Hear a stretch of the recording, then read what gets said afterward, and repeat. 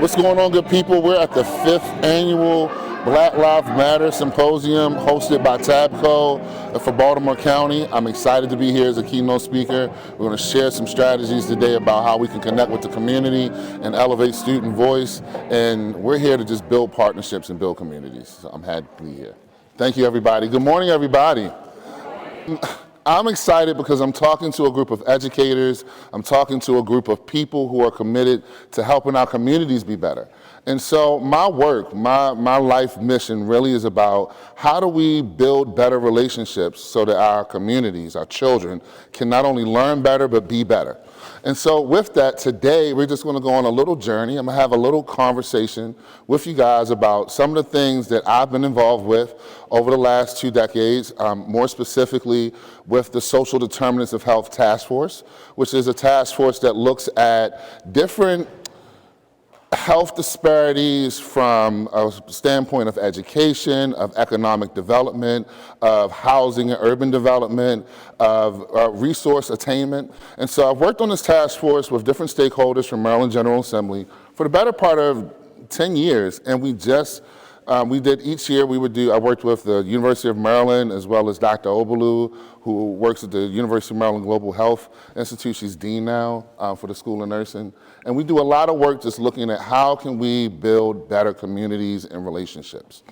With that, today, our focus is really about school environments because that's where we're most impactful. As educators, we're with children 7, almost 8, some even more than that, hours a day, more than the parents are Monday through Friday because the parents are at work. And I, being a parent, completely appreciate the relationship building that happens in a school building. And so with that, I want to really just talk about how do we elevate student voice when we're presenting that. For the what? Just a little bit of focus.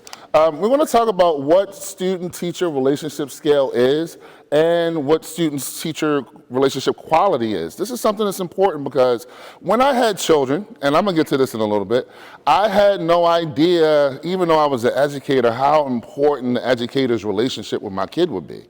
And so because I have 3 sons, and I saw how they kind of all interacted with their educators differently, I wanted to get into why does teacher-reported closeness matter? Why does conflict matter? I was surprised that at a young age at kindergarten, there was national studies about the amount of conflict that a teacher had with a kindergartner. How much conflict can you have with a 5- and 6-year-old, right?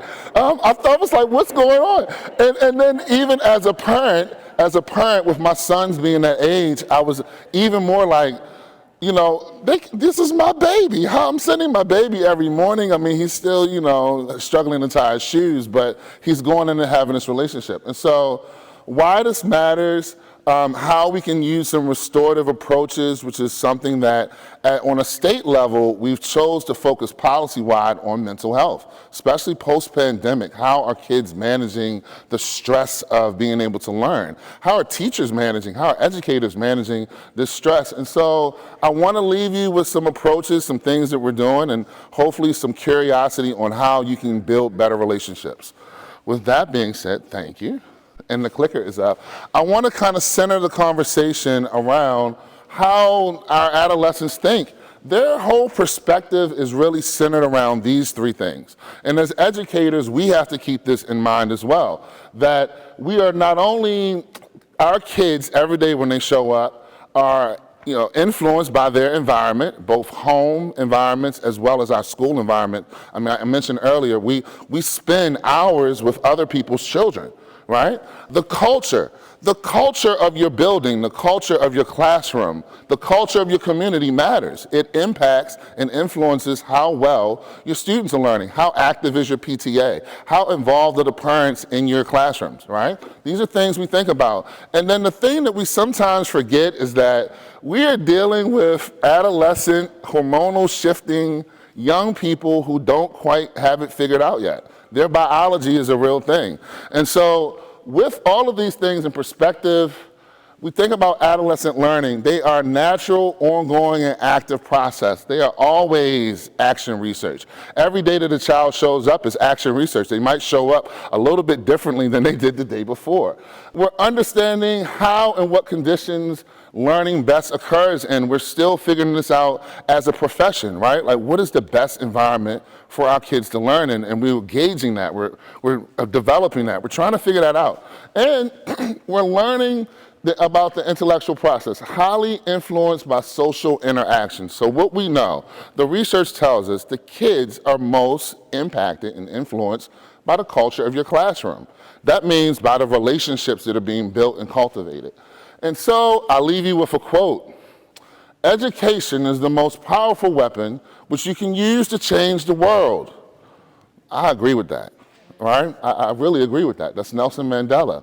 My research was about my babies. That's an old picture. They are very big and taller than me now, okay? And I had way less hair, okay? But this picture struck me because when I was starting my journey on research, my son was starting kindergarten. This is my oldest son. He's now 15. In high school, he is in the throes of being very social and different. But when he was starting, we were working. And he has a brother that's 18 months younger. That's Cornell. He's taller than him now at 13. And the difference between them, and then he has a younger brother, Coleman, right there, right? Coleman is in 5th grade, so I have a 9th grader, an 8th grader, and a 5th grader. I want to talk about the research and why I was looking at this teacher relationship thing. When they were in preschool, we saw a drastic difference in the relationships. My older son was considered the model kid. Everybody loved him. I mean, like, everybody still loves him. They love him. He's model kid now, straight A student. My middle son is what I would call a habitual line stepper. He likes to walk right up and tap dance on the nerves of some folk, but because he needs a different type of relationship and supports to get him started. He has some things that he has to work on that they have to adjust. He has a 504. They have to do some adjustments to help him learn a little better.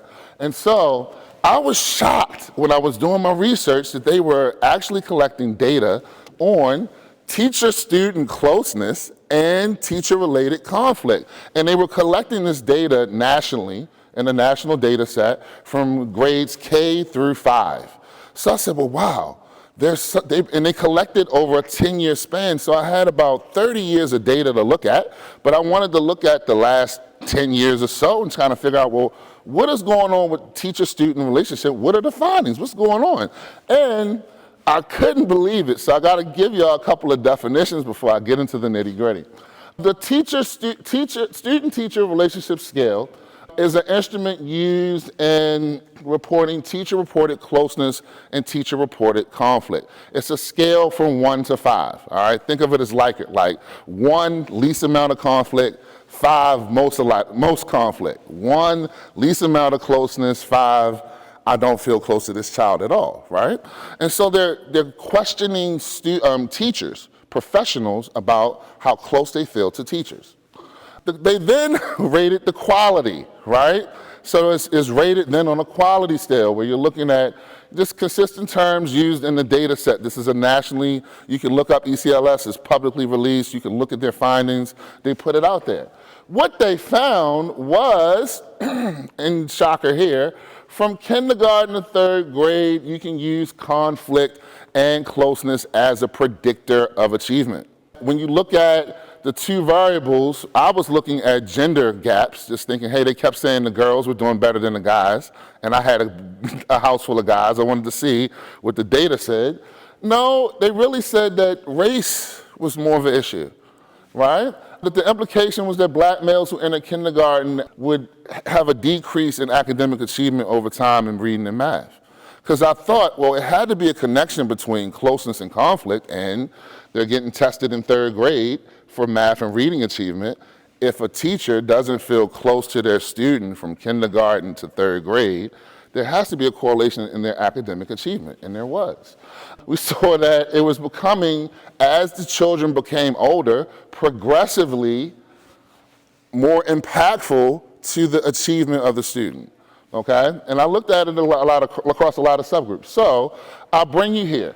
An investment in knowledge pays the best in interest. And it's oftentimes that we don't think of education is a social determinant of health, of something that really impacts our well-being. But if your child is arriving or coming home stressed out from somewhere that they're physically at for most of their day, then that impacts overall their well-being in our community. And so how do we make that better? We thought about, one, planning with the leaders. So I do a lot of work planning with leaders of how can they develop plans in their building, plans with their SIP, their school improvement plans, to develop actionable things to make their environment better, right? We look at the goals, frequent and sustained and personalized adult interactions, right? How do we impact student-teacher quality, right? How can I get you to like the 6th and 7th grader a little bit better in your class so they can learn better? And so we design and include approaches that foster closeness and reduce conflict. This is going to be a theme for a second. And so we think about strategies which can help really impact teachers' emotional awareness. It's not about the students at this point. This is about y'all. I need you to be more emotionally aware as an adult so that you can understand the type of environment that you're developing for the student in the classroom. This is important. And so we think about these strategies. We brainstorm. We go to conferences. We go around and travel. You sit in meetings. And the state and people and a lot of really smart folk have settled in on restorative approaches. Restorative approaches is inclusive. I have pictures up here from all the students and different experiences I've had with my students and, of course, my kids, right? But restorative approaches to get them to build relationships. This picture right here is of a student. So one of the things that kids can do is pick an educator who's impacted them, and you get to wear their jersey for the day for a celebration. So he picked me for his jersey day. I felt so cool. I was like, oh, that's cool. He was like, you always speak to me. And I was just like, I speak to everybody, but I appreciate you seeing that. That you said I always speak to you. And he wanted me to wear his jersey. I thought that was cool. This was a group of seniors that I took to Microsoft. I tried to take a group of, for their Minority Educators Day. It's important for them to see people of all different fields working in different things. But again, this was about building relationships. Everybody's open to everybody. And so with that, our grounding questions that we approach as educators, that we got to think about to really keep this work going and keep the excitement going for how we change communities. How can it enhance my interaction with children? It's an enhancement. We want you to build a better relationship. And how can we use it to elevate student voice? Because if you're not considering the voices of the children that are in front of you, you're really not considering how you're influencing the environment. I got to hear from the kids. What restorative approaches are is a mindset and philosophy generally, but it's a way to help problem solve, to help give you a physical, psychological, and social issue that is different from disciplinary. It's not about anything punitive. It's about restoring the harm that might have been done in the community, right? Or in the community could be as small as the classroom or a conversation between two people, or it could be as big as something happened in the school and we need to talk about it.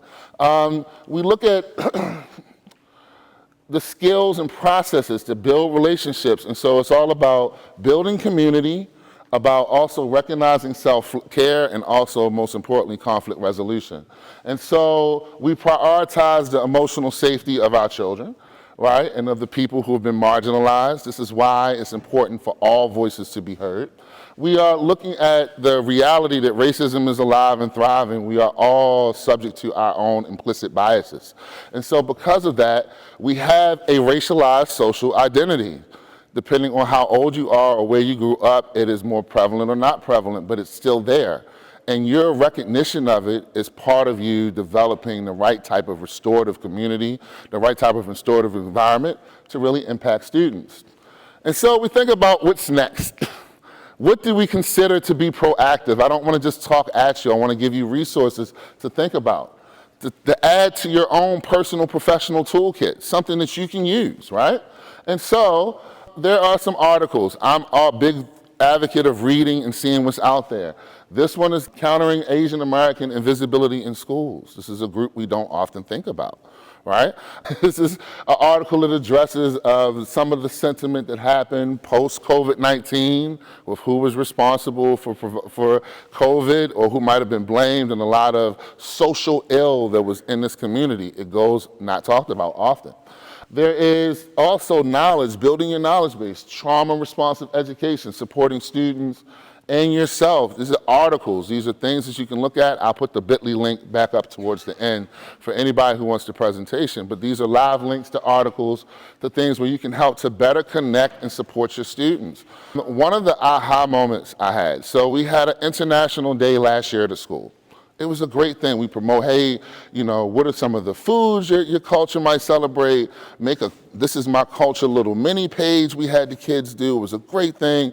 And then they wanted to do a cultural fashion show. Well, one of the interesting things that happened was that we had a group of kids. They were some refugees. Some were from Afghanistan and some from Turkmenistan in the area, right? Who witnessed this and were mortified. They came in the next day. We had to have counselors talk to them because they were under the impression that the children who were in the fashion show were up there to be sold to the parents who were in the, exactly.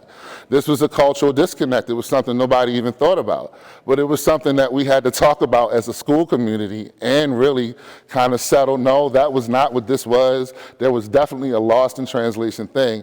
And when I tell you in terms of being one of the people who were responsible for setting it up, this was the furthest thing, I think, from any adult's mind. When we worked at a multicultural school and in a district, you just didn't think they would consider or see a fashion show of different cultures as you're parading children to be sold. It was a whole different situation, but that was something that in some of the tribal community, or not in some of the areas that they had come from, that was their trauma.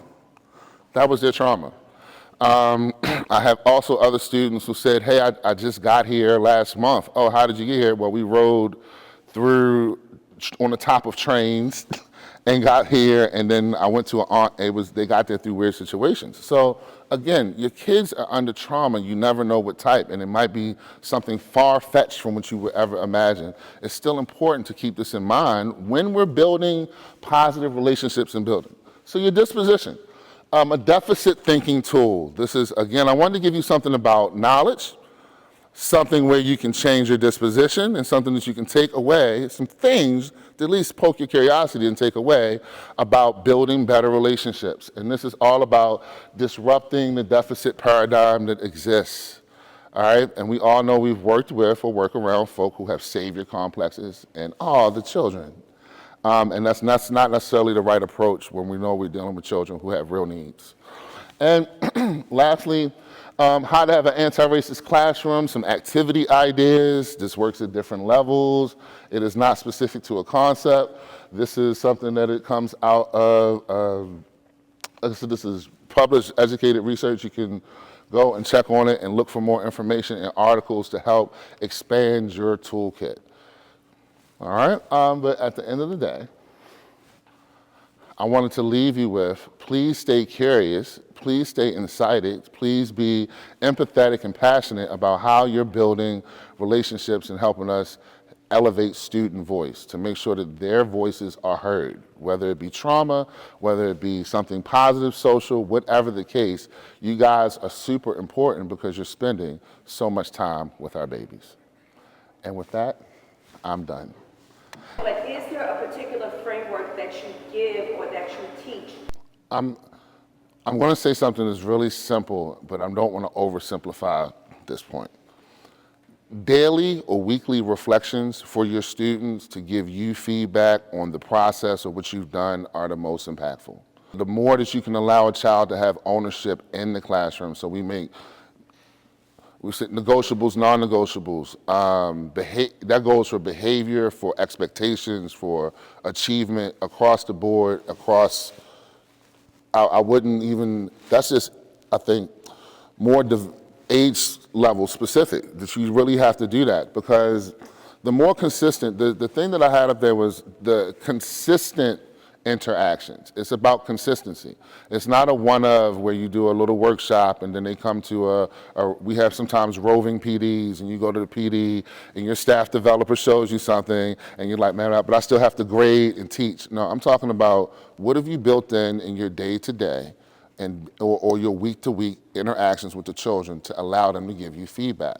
I'm sure if you guys think about it, that structure is lacking in a lot of buildings for just to be able to have student voice. Can you scan a QR code? Is there a student parking lot? Is there someone other than the trusted adults? Is there a system or mechanism in place for me to give you feedback on how I feel or we're interacting about each other, other than the Maryland School Survey, other than the climate survey? I'm talking about the consistent regular interactions. I've seen it happen in some schools where they've said, all right, on Fridays is our feedback Friday, at lunch you drop off whatever. It's usually whatever, it's not a litany of things. They made it student council based where they'll decide these are the 3 big ticket items that we want to discuss. Check the box, and they have like a little questionnaire thing. Some people have gone digital. I've seen that where they can just scan quick little form of where you're going, but it's done consistently so the kids feel like they always have some type of buy-in to what's going on. I don't have to say to a group of educators, we all know our friends who develop monarchies of classrooms or dictatorships of buildings where it's very stringent in terms of the flexibility that you have to be able to develop new structures. But simply put, consistent, often reflection opportunities for students. However you see fit, whatever's grade level specific for them, I think works and is really effective. I'm ready.